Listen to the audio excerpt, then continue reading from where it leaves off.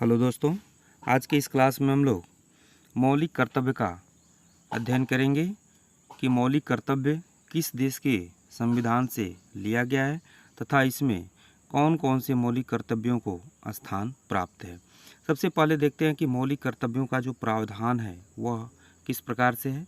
मौलिक कर्तव्यों का विचार रूस के संविधान से प्रेरित है और इसे 42वें संवैधानिक संशोधन अधिनियम 1976 के द्वारा स्वर्ण सिंह समिति की सिफारिश पर संविधान के भाग 4A में शामिल किया गया है। जैसा कि आप जानते हैं कि भाग 4 में नीति निर्देशक तत्वों का उल्लेख है और इसको 42वें संवैधानिक संशोधन के द्वारा स्वर्ण सिंह समिति की सिफारिश पर भाग 4A के रूप में इसको संविधान में स्थान प्राप्त है।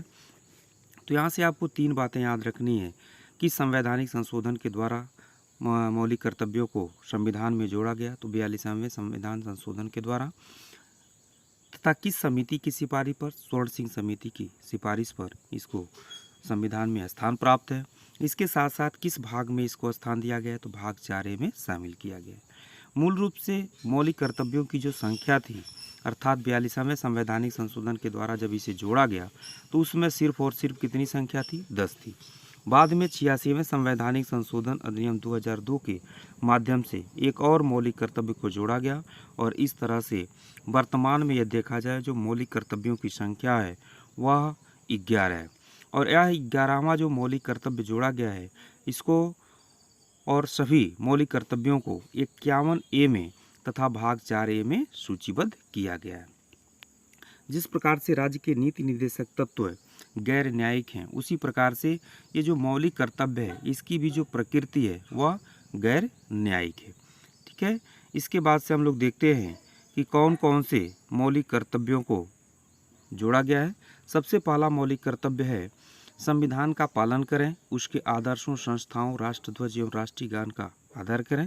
दूसरा है स्वतंत्रता के लिए राष्ट्रीय आंदोलन को प्रेरित करने वाले उच्च आदर्शों को हृदय में संजोए रखें और उनका पालन करें। तीसरा है भारत की संप्रभुता, एकता और अखंडता की रक्षा करें तथा उसे अछूत बनाए रखें। इसके बाद से चौथा जो मौलिक कर्तव्य है वह है देश की रक्षा करें और आह्वान किए जाने पर राष्ट्र की सेवा करें। पांचवा है भारत के सभी लोगों में समरसता और समान भ्रातृत्व की भावना का निर्माण करें, जो धर्म, भाषा व प्रदेश या वर्ग आधारित सभी प्रकार के भेदभाव से परे हो। ऐसी प्रथाओं का त्याग करें जो स्त्रियों के सम्मान के विरुद्ध हो, क्योंकि प्राचीन काल से ही हमारे संस्कृति और सभ्यता के अनुसार उनका सम्मान होता रहा है, इसलिए नारियों का हमें सम्मान करना चाहिए, ऐसा हमारा मौलिक कर्तव्य कहता है। अगला है हमारी सामाजिक संस्कृति की गौरवशाली परंपरा का महत्व समझें और उसका परिरक्षण करें।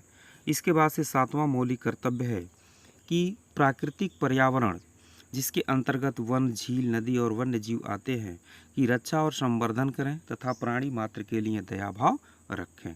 8वां मौलिक कर्तव्य है वैज्ञानिक दृष्टिकोण से मानववाद और ज्ञानार्जन तथा सुधार की भावना का विकास करें। और 9वां मौलिक कर्तव्य है सार्वजनिक संपत्ति को सुरक्षित रखें और हिंसा से दूर रखें। इसके बाद से 10वां मौलिक कर्तव्य है व्यक्तिगत सामूहिक गतिविधियों के सभी क्षेत्रों में उत्कर्ष की ओर बढ़ने का सतत प्रयास करें, जिससे राष्ट्र प्रगति की ओर निरंतर बढ़ते हुए उपलब्धि की नई ऊंचाइयों को प्राप्त कर सके। और 11वां और लास्ट मौलिक कर्तव्य है 6 से 14 वर्ष की आयु के बीच कि अपने बच्चों को शिक्षा के अवसर प्रदान करना। यह हमारे देश के सभी अभिभावकों का कर्तव्य है, क्योंकि सरकार के द्वारा अनिवार्य एवं निःशुल्क शिक्षा का प्रावधान किया गया है और इसको मुख्य रूप से 86वें संवैधानिक संशोधन के द्वारा भी मैंने आपको बताया है कि 2002 में इसे जोड़ा गया था। तो यहाँ से इसको भी आपको याद रखना है कि 11वां मौलिक कर्तव्य कब जोड़ा गया था, तो 86वें संवैधानिक संशोधन अधिनियम 2002 के द्वारा इसको जोड़ा गया था और अनिवार्य एवं निःशुल्क शिक्षा का प्रावधान किया गया था। तो इस प्रकार से आज के इस क्लास में हम लोगों ने देखा कि हम भारतीयों के मौलिक कर्तव्य क्या हैं। इसके बाद से फिर से हम लोग अगली क्लास मिलते हैं, तब तक के लिए आप सभी लोगों को बहुत बहुत धन्यवाद।